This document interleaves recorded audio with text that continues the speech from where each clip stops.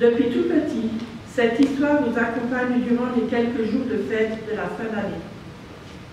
À chaque fois, sans doute cette histoire suscite-t-elle en vous des réflexions, des interrogations, des émotions aussi. Mais vous êtes déjà demandé ce qu'ont bien pu penser ceux qui l'ont vécu, Marie, Joseph, les bergers. Qu'avait-il dans le cœur lors du premier Noël? Ce soir, nous vous proposons ce que nous, conseillères presbytérales, nous avons imaginé en toute humilité, en toute sincérité. Mais avant de découvrir le cœur de ces saints personnages, entrons plus avant dans cette veillée avec le premier chant, Aube nouvelle.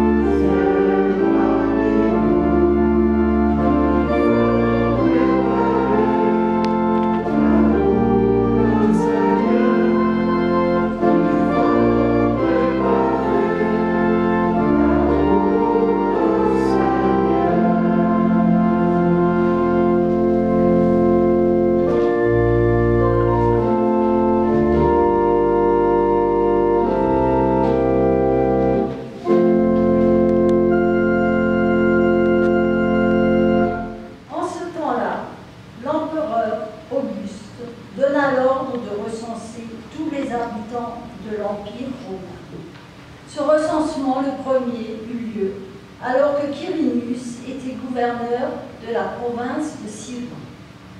Tout le monde allait se faire enregistrer, chacun dans sa ville d'origine.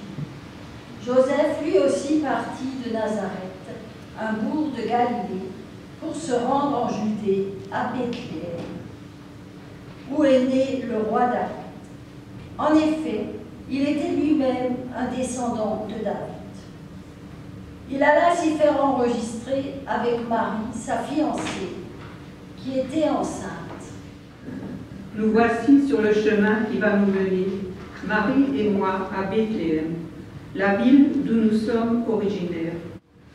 Nous marchons depuis des jours sur cette route poussiéreuse et mal entretenue. Nous pouvons toutefois nous estimer chanceux, car le sol est sec. La saison des pluies est toute proche, et les averses qui s'abattent alors sur la région rendent la route totalement impraticable. Nous sommes presque arrivés au bout de notre périple de 150 km. C'est la distance qui sépare Nazareth de ma ville en Judée. Je peux déjà apercevoir au loin la dernière pente raide qu'il nous faudra encore gravir pour atteindre enfin notre destination. J'espère que nous y arriverons allant la tombée de la nuit. L'âme, pourtant robuste, a du mal à avancer avec ma femme Marie sur son dos. Elle qui en est à son 9e mois de grossesse. Voilà qu'elle pose à nouveau sa main sur son ventre. Elle doit sentir le bébé bouger. Elle a certainement du mal à trouver une position confortable sur cette âme qui la transporte depuis des heures. Cela doit être probablement douloureux aussi. Peut-être qu'elle ressent déjà les premières contractions, car la grossesse est presque à terme. Je m'inquiète pour elle. J'espère qu'elle tiendra jusqu'à ce que nous atteignions Bethléem. Trouverons-nous une auberge décente et confortable dans laquelle elle pourra accoucher sereinement? Est-ce que tout se passera bien? Pourvu que ce soit le cas. Qu'elle est belle avec cette masse de chevelure blonde qui entoure son délicat visage, au teint de porcelaine et ses beaux yeux points, enveloppée dans son long manteau bleu qui lui va à ravir. Il y a un monde fou sur cette route. J'ai l'impression que le voyage que nous avons entamé il y a maintenant plusieurs jours n'a pas de fin. Combien de temps va-t-il falloir que je reste assise sur le dos de cet âne? Les routes ne sont pas sûres et la foule rend notre voyage difficile. Joseph me demande si je suis fatiguée. Je lui dis que non. Bien entendu, je ne veux pas l'inquiéter. Ce serait plutôt à lui d'être fatigué, après tout. C'est lui qui marche à côté de ma monture. Mais le voyage est long et le vent se lève. J'ai les pieds gelés. Mon dos me fait souffrir et je n'aurai rien contre une petite pause au bord de l'eau. Au loin, je vois des maisons. Serait-ce enfin Bethléem, la terre de David? Je vais enfin pouvoir me reposer après ce si long périple. Mais où allons-nous loger? Nous ne connaissons personne et n'avons pas de logement ici. Et il y a tellement de monde, les auberges doivent être pleines. Malgré toutes ces questions, je sais que tout se passera bien. Faisons confiance à Dieu, c'est lui qui nous guide. Il nous a conduits ici et rien ne peut nous arriver. Je me souviens de notre première rencontre. Comment pourrais-je oublier? Je travaillais comme charpentier sur le chantier pour l'extension de la maison de sa famille. Un soir, elle vint m'apporter une coupe d'eau pour mon repas. Je fus littéralement foudroyée par sa beauté et par l'intensité de son regard, qui était la preuve que j'avais affaire à une femme déterminée et courageuse. D'ailleurs, s'est-elle seulement plainte une fois depuis notre départ de Nazareth? Elle est sur le point d'accoucher. Je l'éloigne de sa famille qui aurait pu être un soutien pour elle. Elle va devoir affronter l'accouchement de son premier enfant toute seule et elle accepte en silence. Une femme enceinte à dos d'âne sur cette route cahoteuse. Pas étonnant que les paysans en train de labourer leurs champs soient ahuris au passage de notre petit convoi et me jettent des regards pleins de reproches. À des moments, tout est encore tellement confus dans ma tête, car ce qui arrive est tellement incroyable. Pourquoi ai-je entrepris un tel voyage? Moi, que l'on qualifie d'habitude de sage et posé, pourquoi ai-je imposé de tels risques à ma femme? Évidemment, les ordres sont les ordres. L'empereur Auguste a publié un édit qui appelle tout le monde au recensement, une première, et chaque habitant de l'Empire doit s'inscrire dans son village d'origine. Donc Marie et moi devons nous en retourner à Bethléem, puisque nous appartenons tous les deux à la famille de David. Cependant, pourquoi devais-je donc précipiter ce voyage avant la naissance de l'enfant? L'enfant, justement. Des mois se sont écoulés depuis l'annonce de la grossesse de Marie. J'ai eu le temps de me faire à l'idée. Je ne peux pas nier que je fus extrêmement bouleversée de découvrir que ma femme était enceinte, mais pas de moi. J'étais mortifiée, emplie de tristesse. C'était insupportable. J'ai même voulu rompre l'engagement. Je ne pouvais croire ce qui arrivait. Mais en même temps, comme j'ai toujours avancé avec confiance sur le chemin de la vie, je savais en mon fort intérieur que tout a une explication. Et j'ai compris que Marie et moi avons été choisis pour un grand dessein. Ce qui explique finalement que je n'ai été qu'à moitié surpris quand un ange m'est apparu en songe et m'a assuré que la grossesse venait du Saint-Esprit et que cette naissance allait accomplir la prophétie d'Ésaïe.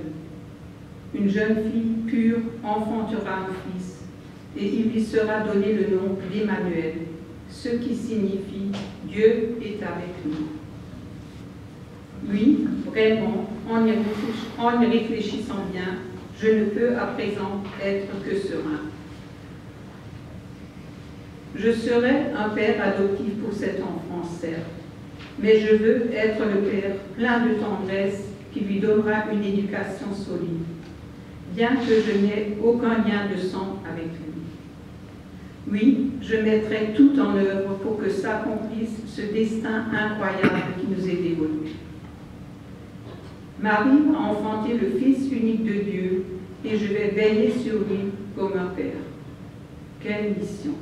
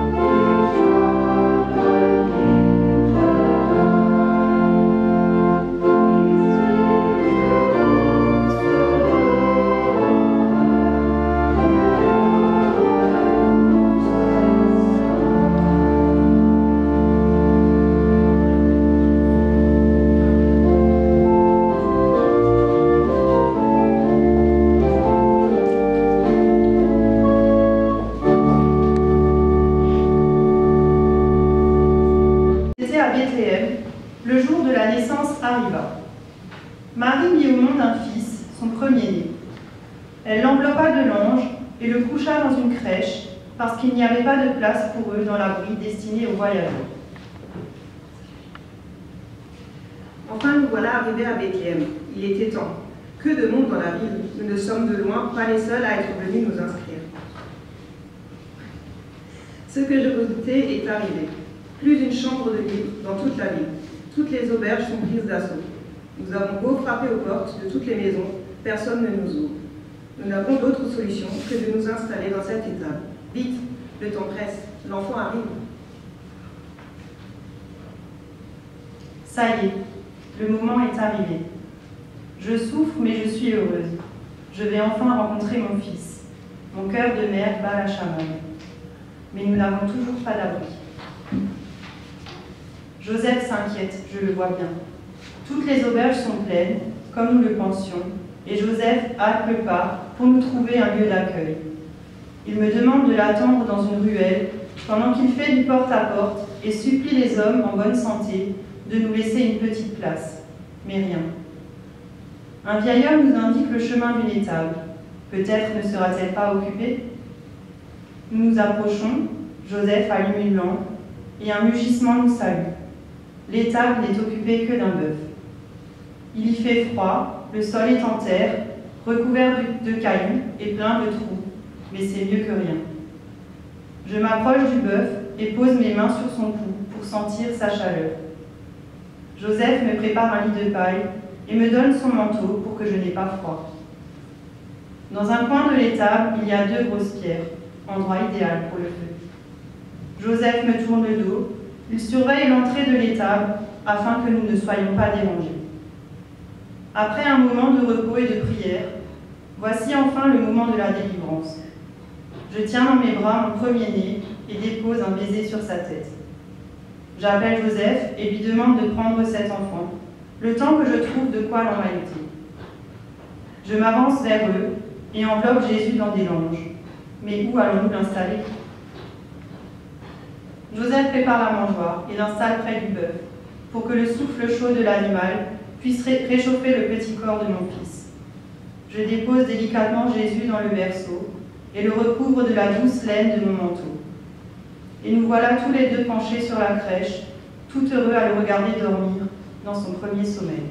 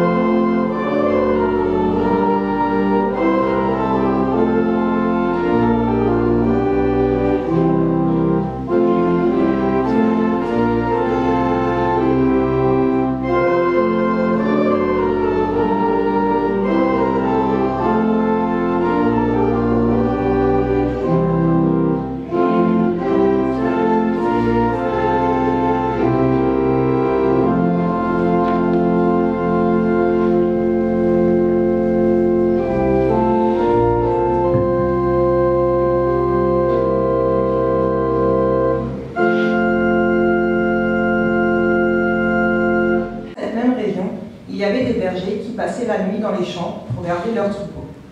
Un ange du Seigneur leur apparut, et la gloire du Seigneur les entoura de lumière. Ils eurent alors très peur, mais l'ange leur dit : N'ayez pas peur, car je vous apporte une bonne nouvelle qui réjouira beaucoup tout le peuple. Cette nuit, dans la ville de David, est né pour vous un sauveur. C'est le Christ, le Seigneur. Et voici le signe qui vous le fera reconnaître. Vous trouverez un petit enfant enveloppé de l'ange et couché dans une crèche. Tout à coup, il y eut avec l'ange une troupe nombreuse d'anges du ciel, qui louaient Dieu en disant « Gloire à Dieu dans les cieux très hauts, et paix sur la terre pour ceux qui l'aiment. » La nuit est si calme et paisible. Je me sens bien, entourée de mes amis bergers et de mon troupeau. J'observe les étoiles qui brillent de mille feux dans le ciel.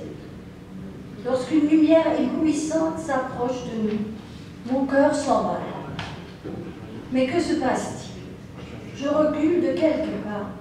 Mon regard reste braqué sur cette forme étrange qui avance vers moi. Je prends appui sur mon bâton afin de ne pas défaillir. L'apparition de l'ange me laisse perplexe. Il ne semble pas nous vouloir de mal. Je tends l'oreille pour écouter son message. Sa voix d'une grande douceur m'enveloppe et me rassure. Je sens au plus profond de moi que quelque chose de très grand est arrivé. L'annonce de la naissance du Sauveur me remplit d'une immense joie. Cette révélation fait naître un grand espoir dans mon cœur. Cependant, je m'interroge. Mais pourquoi nous, humbles et pauvres bergers, avons-nous été choisis pour entendre avant tous les autres cette merveilleuse nouvelle? Je me sens tellement chanceux d'avoir été choisi. Quelle merveilleuse invitation! Je ne peux qu'être dubitatif d'apprendre que le Christ est né dans une étable. Il mérite quand même mieux que ça. Je n'en reviens pas. Le spectacle de tous ces anges venus du ciel, louer et célébrer Dieu, est époustouflant. Tout semble tellement irréel. Suis-je en train de rêver? En tout cas, je suis transportée. Je suis un ange, c'est-à-dire un messager. Je connais bien Dieu et ses promesses incroyables qui défient la raison. J'ai le privilège de le côtoyer depuis longtemps, très longtemps. Je sais par exemple que le temps, tel que nous le concevons, et la perception qu'en ont les humains n'est pas la même. 10 ans, 100 ans, 1000 ans, pour nous c'est rien. On a toute l'éternité devant nous. À l'échelle d'une vie humaine, c'est bien différent. Depuis la nuit des temps, mes collègues et moi, on en a annoncé des nouvelles difficiles à croire. Il y a eu Abraham. Va, et je te ferai père d'une grande nation. Tes descendants seront aussi nombreux que les grains de sable dans le désert et que les étoiles dans le firmament. À 20 ans, ça passe. On veut bien y croire.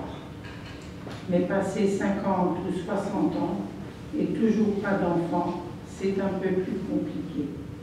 Ça demande un peu plus d'effort ou de foi.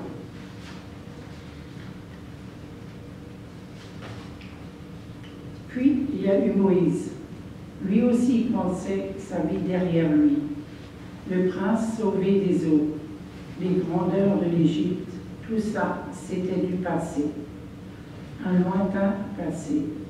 Ça faisait bien 40 ans qu'il gardait les moutons quand il y a eu l'épisode du buisson ardent. Et puis il y a eu Joseph.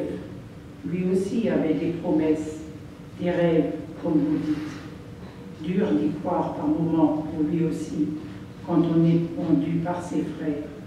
Trahi, jeté en prison, et j'en passe. Et tant d'autres. Plus près de nous, il y a eu Élisabeth et Zacharie. Et pour finir, celle faite à Marie et à Joseph. Et pour la promesse de cette nuit-là, il me faut de l'aide. Vu l'énormité de la nouvelle, un ange ne suffit pas. Fut-il Gabriel, l'archange en chef? Non, on ne sera pas trop de toute la troupe des anges pour annoncer ça aux bergers. Parce qu'à eux, on ne leur fait pas, comme on dit. Ils mènent une vie difficile. Ce sont des gens simples, pas des notables ou des ministres. Et c'est à eux qu'on va annoncer la bonne nouvelle. C'est d'eux que va naître l'espoir de tout un peuple. Non, on ne sera pas de trop, même au grand complet, pour leur dire « Ça y est, le Sauveur est né ». Le Sauveur de l'humanité, rien que ça. Et où ça? À Bethléem? Si encore c'était à Jérusalem ou Babylone. Et de qui? Ils vont pouvoir avoir du mal à nous croire. Il n'est pas né dans un palais, dans un lieu spécial ou dans des conditions privilégiées. Non, une simple étable, une mangeoire, un peu de paille. Pas de foule pour l'accueillir, pas même un moment particulier, une éclipse, une tempête de neige. Au milieu du quotidien le plus banal, un enfant d'un couple même pas encore marié, pas encore établi, ou de situation dans leur ville, et pourtant. Nous les anges, on le sait, les promesses de Dieu paraissent souvent impossibles à tenir aux humains, avant qu'elles finissent par se réaliser. Mais là, pour convaincre les bergers que ce petit bébé, c'est le Sauveur, il va falloir sortir le grand jeu. Un bébé, c'est encore, si encore c'était un jeune homme comme David, qui a prouvé ça de suite, sa valeur en tuant Goliath, ou un homme d'âge mûr, comme Moïse, ou un prophète expérimenté reconnu, comme Élie ou Samuel. Non, un bébé impuissant, dépendant de tout, fragile, un bébé humain.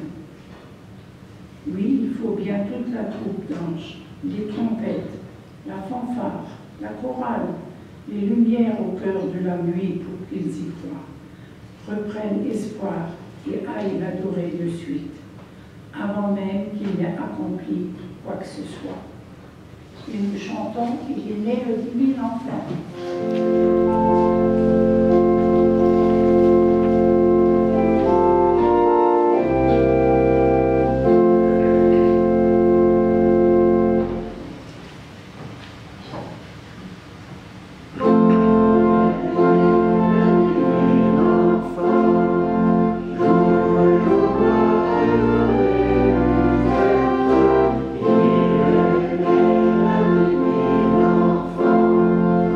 Chantons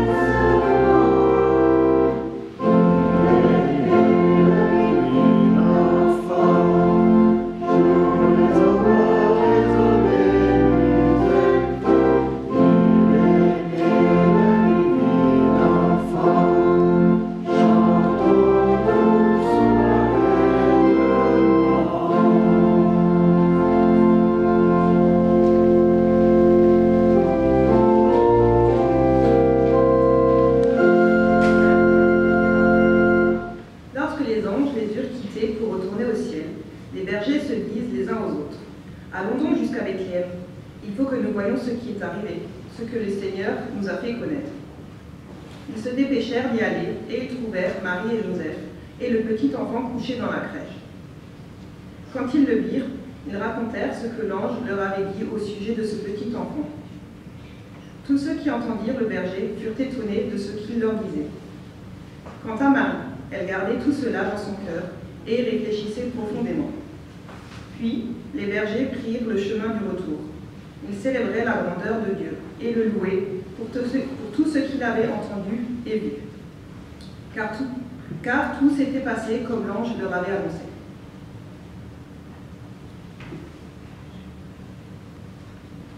Vite, vite, pas une minute à perdre.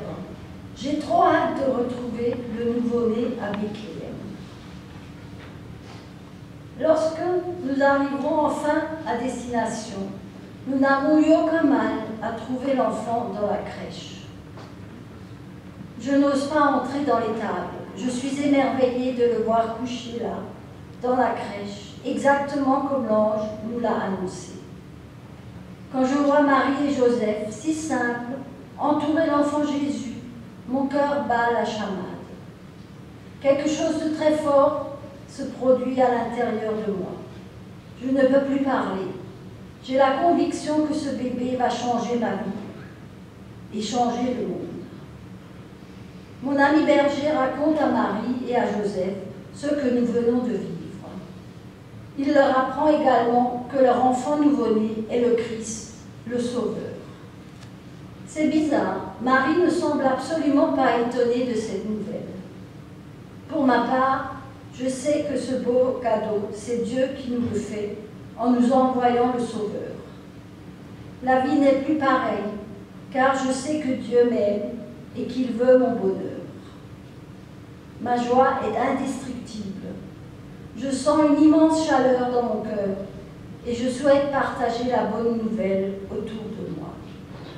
Et je remercie et rends grâce à Dieu de me l'avoir annoncé. Je me sens investie d'une grande mission, partager et témoigner autour de moi de ceux que j'ai entendus et vus. Certains ne me croiront pas, mais moi, j'ai eu l'immense bonheur de vivre l'événement, de voir l'enfant de mes propres yeux.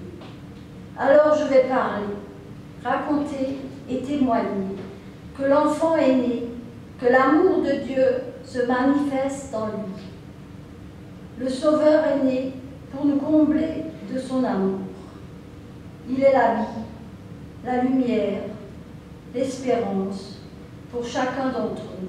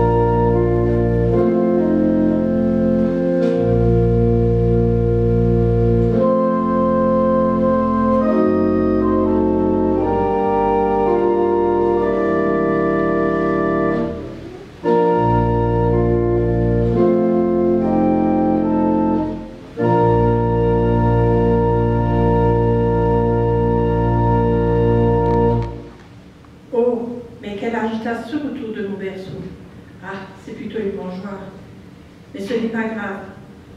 Je suis bien au chaud et surtout bien entourée de Marie, ma maman, et Joseph, mon papa. Il y a aussi un bœuf. Il est impressionnant et il souffle sur moi une douce chaleur pour me réchauffer. À côté de lui, un âne. J'ai entendu que c'était la monture de ma mère pour le voyage de Nazareth à Bethléem. Plusieurs bergers, jeunes et vieux, se penchent sur moi pour me contempler. Les anges leur auraient demandé de suivre une étoile pour trouver dans une étable l'enfant Jésus, le Sauveur envoyé sur terre par Dieu. Encore plus tard, des mages en habit de fête entrent également dans l'étable. Ils ont fait le voyage depuis l'Orient en suivant la même étoile que les bergers pour venir adorer le nouveau roi. Ils se sont prosternés devant moi et ont offert divers cadeaux, de l'or, de l'encens et de la myrrhe. De l'or pour la royauté, de l'encens pour la divinité et de la myrrhe pour servir l'humanité. Tout cet affairement autour de moi me fait peur. Oui, j'ai peur de l'inconnu. Il m'appelle le Sauveur. Mais quelle sera ma mission? Sera-t-elle grande? Que me réservera ma vie? Il me faudra certainement rester humble et avoir des épaules très robustes pour pouvoir porter la misère du monde. La tristesse me gagne. Mes parents seront-ils toujours là pour me réconforter, me protéger? Je ne suis pas sûre de moi, d'être assez convaincant auprès des gens qui attendent que je les sauve de leurs péchés. Et puis, je ne voudrais pas décevoir Dieu. Il m'a envoyé sur terre pour que je guérisse les malades, que j'aide les pauvres et les pécheurs, que je les comble d'amour, des tâches bien lourdes. Mais restons positifs. Être l'élu de Dieu devrait me donner beaucoup de courage et de fierté. C'est un titre qu'il est donné à tout le monde. Je partagerai avec les gens qui m'entourent la joie et la souffrance, le doute et la confiance, la foi en Dieu. Car c'est en donnant et en partageant que nous pourrons avoir quelque chose de nouveau et de merveilleux, quelque chose d'unique, quelque chose qui dure pour l'éternité, l'amour de Dieu.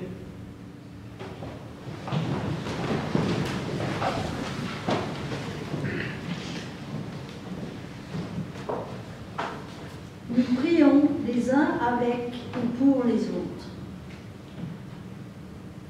Notre joie est de te louer, Seigneur Dieu, par ton Fils Jésus-Christ, car en lui nos cœurs sont illuminés.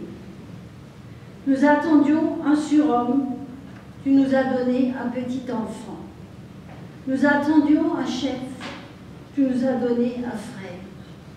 Nous attendions un justicier, tu nous as donné une victime. Nous étions la proie de la haine, et voici l'amour. La proie de la peur, et voici la joie. La proie de la nuit, et voici la lumière. Nos sages sont allés à toi avec leurs richesses, et c'est toi qui les as comblés. Nos puissants sont allés à toi avec leurs paillettes, et c'est toi qu'ils ont adoré. À leur suite, avec l'Église universelle, avec les puissances du ciel et de la terre, avec le peuple des sages et des humbles, nous célébrons la gloire de ton amour. Manifesté dans la douce nuit de ta venue, en t'adressant la prière que tu nous as toi-même apprise. Notre Père, que ton nom soit sanctifié, que ton règne vienne, que ta volonté soit faite sur la terre comme au ciel. Donne-nous aujourd'hui notre pain de ce jour. Pardonne-nous nos offenses, comme nous pardonnons aussi à ceux qui nous ont offensés.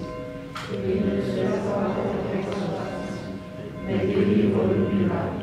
Car c'est à toi qu'appartiennent le règne, la puissance et la gloire, pour le siècle du siècle.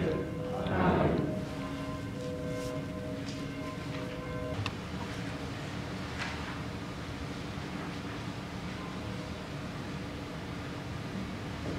Dès ce soir et pour le restant de tes jours, ouvre tes bras et accueille le plus grand trésor du monde, l'enfant Jésus, Dieu fait homme par amour pour toi. Dès ce soir et pour le restant de tes jours, étends tes voiles et navigue sur les flots de la vie, dirigé par le plus vaillant des capitaines, Jésus de Nazareth, Fils de l'homme et Fils de Dieu, qui n'aime que toi. Dès ce soir et pour le restant de tes jours, élargis ton cœur et dirige-le vers lui, Jésus le Christ, qui s'est donné et a repris vie, pour qu'à jamais, toi aussi, tu sois vivant. Dès ce soir et pour le restant de l'éternité, sois béni par ce Dieu d'amour qui vient à toi, qui te prend dans ses bras et qui jamais ne te lâchera. Amen. Et nous chantons encore le dernier chant, Stille Nacht.